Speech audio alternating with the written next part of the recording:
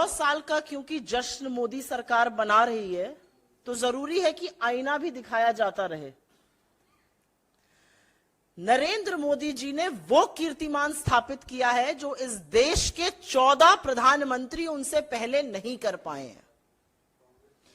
इस देश के 14 प्रधानमंत्रियों ने कुल मिलाकर मात्र 55 लाख करोड़ रुपए का कर्जा लिया।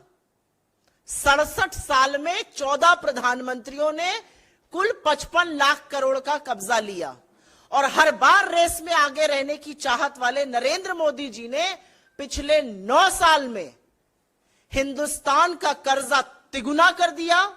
100 लाख करोड़ रुपए से ज्यादा का कर्जा उन्होंने मात्र 9 साल में ले लिया। कहां 67 साल में 55 लाख करोड़ लिया गया था। तो एक नया कीर्तिमान उन्होंने वो स्थापित किया जो इस देश के 14 और प्रधानमंत्री नहीं कर पाए। सिंपल तौर पे बता दूं, अगर इस समय, इस वक्त, इस सेकंड पर एक बच्चा इस देश में पैदा हो रहा है तो उसके सिर पर भी 1,20,000 रुपए का कर्जा लादने का काम मोदी सरकार ने पिछले 9 साल में किया है।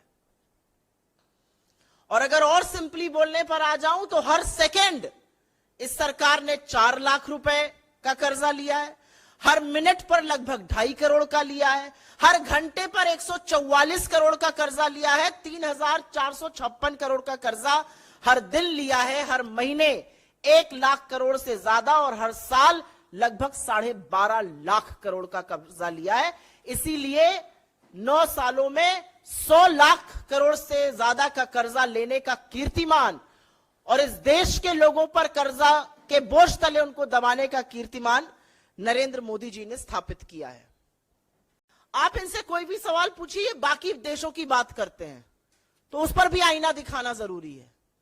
भारत का डेट टू जीडीपी रेशियो, मतलब कर्ज और जीडीपी का जो अनुपात होता है, जो रेशियो होता है, वो 84% पर है इस समय।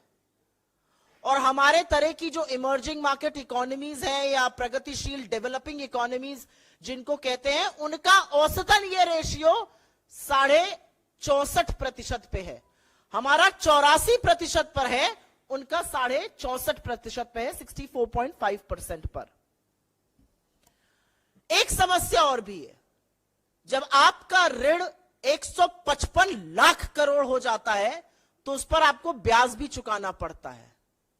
हर साल 11 लाख करोड़ तो सिर्फ ब्याज चुकाने में, मतलब इंटरेस्ट पेमेंट में दिया जा रहा है। 11 लाख करोड़। उससे कितने आईआईटीज, कितने एम्स बन सकते हैं, कितने लोगों का इलाज हो सकता है, कितने बच्चे कुपोषित होने से बच सकते हैं, कितनी मिड डे स्कीम्स चल सकती हैं, इसका अनुमान ही नहीं लगाया जा सकता है। 11 लाख करोड़ सिर्फ इस डेट की सर्विसिंग में, जिसको इंटरेस्ट पेमेंट कहते हैं, होता है। लेकिन एक बहुत भयावह चीज हो रही है। सीएजी की रिपोर्ट, यह हमारी रिपोर्ट नहीं है, यह सीएजी की रिपोर्ट है, और सीएजी की रिपोर्ट यह साफ तौर से कहती है कि 2020 में ही हमारी जो ऋण स्थिरता थी, जिसको डेट स्टेबिलिटी कहते हैं, वो नेगेटिव में जा चुकी थी।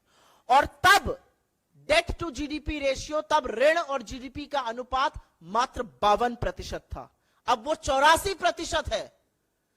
तो हमारी डेट रीपेमेंट की, कर्जे को पाटने की क्षमता पर भी सवाल उठाया जा रहा है। यह भयावह स्थिति हो रही है।